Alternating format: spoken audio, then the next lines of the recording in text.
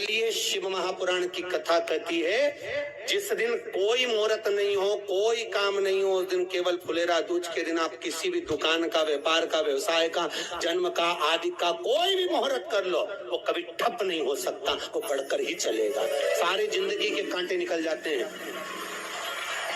सारी जिंदगी के कांटे समाप्त हो जाते हैं। फुलेरा दूज कहते हैं दुनिया में सब दिन का दान, सब दिन का पुण्य समाप्त हो सकता है, और फुलेरा दूज का दान, पुण्य, सत्कर्म, भजन, कीर्तन, नाम स्मरण समाप्त नहीं होता। कर आ जाते हो, अचानक गिर जाते हो, हांपड़ी भराने लगती हो थोड़ा सा चलने पर, श्वास फूल जाती हो ज्यादा चढ़ने पर, उनके लिए विशेष है कि धतूरे की जड़ को, धतूरे का जो फल होता है उसकी जड़ महाराज निकाल कर, धोकर, उसको घिसकर शंकर भगवान पर उसका लेपन कर दीजिए। थोड़ी सी जड़ शिव जी पर चढ़ा दीजिए। फुलेरा दूज के दिन उस जड़ को पानी चढ़ाकर वापिस लेकर आ जाइए।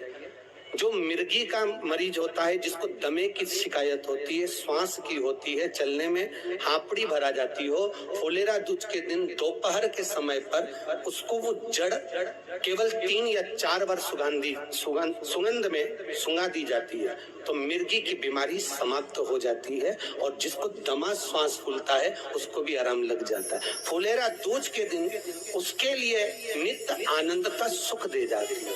और भी ध्यान दें, जिसको बहुत भारी बीमारी हो, डॉक्टर कह रहे हैं कि ऑपरेशन की जरूरत है, ऑपरेशन कराना पड़ेगा, गांठ हो गई है, ये हो गया है, वो हो गया है, निवेदन है एक धतूरा फुलेरा दूज के दिन भगवान शंकर के शिवलिंग पर समर्पित करें, और 5 बेलपत्र नंदीश्वर भगवान पर अर्थात भगवान नंदी पर समर्पित करें। जीवन में कितनी बड़ी भी बीमारी होगी वो आगे नहीं बढ़ सकती, ऑपरेशन की जरूरत नहीं पड़ सकती, वो केवल फुलेरा दूज पर हो,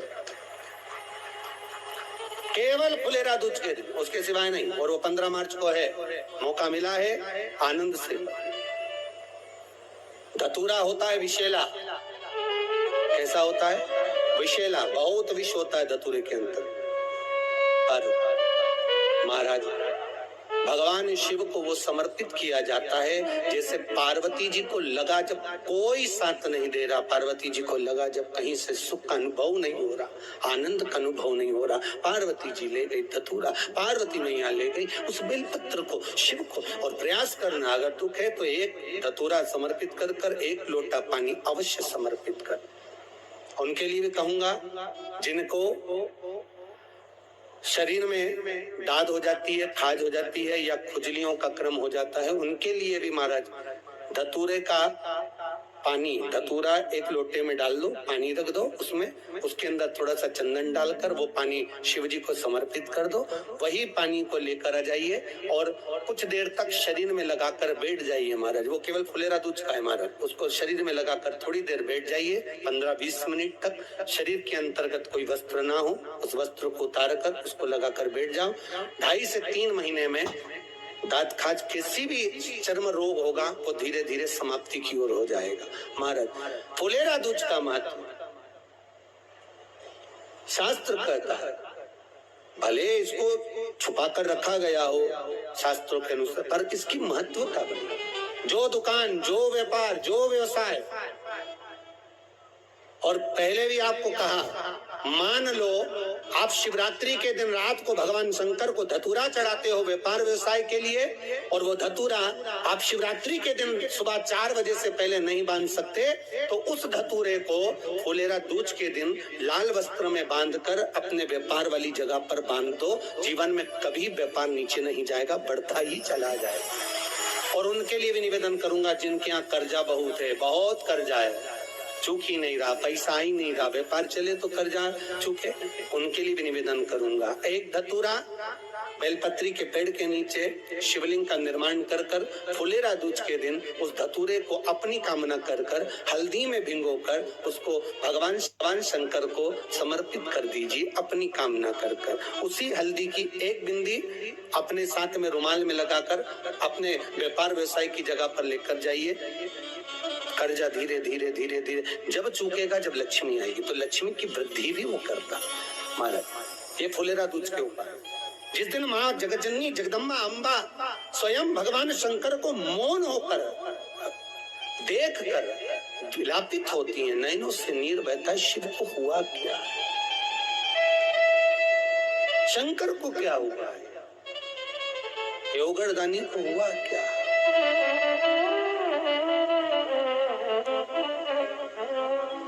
नयन जल थमा, मैं तो बैठी थी गंगा किनारे, मैं तो बैठी थी गंगा किनारे,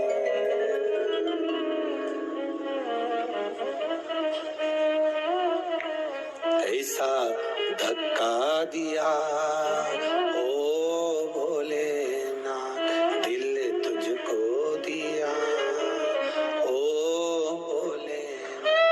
भगवान शिव ओगड़दानी, त्रिकालदर्शी, कैलाशी, अविनाशी, इस चित्तवृत्ति के मन की बात को धारण करने वाले,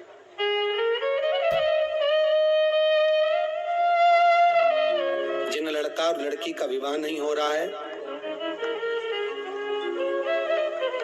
महाराज विवाह के लिए बहुत परेशान हो गए, उनके लिए भी 5 बेलपत्र, 1 धतूरा, 5 शमी पत्र अशोक सुंदरी वाले स्थान पर, चाहे मंगल हो, चाहे राहु हो, चाहे केतु हो, सारे ग्रह भले अनुकूल है नहीं है, प्रतिकूल है नहीं है, वो अपने अनुसार उसको लेकर शमी पत्र, बेलपत्र और धतूरा हाथ की हथेली में रखकर, जिसका मंगल विवाह नहीं हो रहा, बहुत कष्टप्रद है, हाथ में रखकर अशोक सुंदरी का स्थान सबको मालूम है ना, भगवान शंकर की जलाधारी पर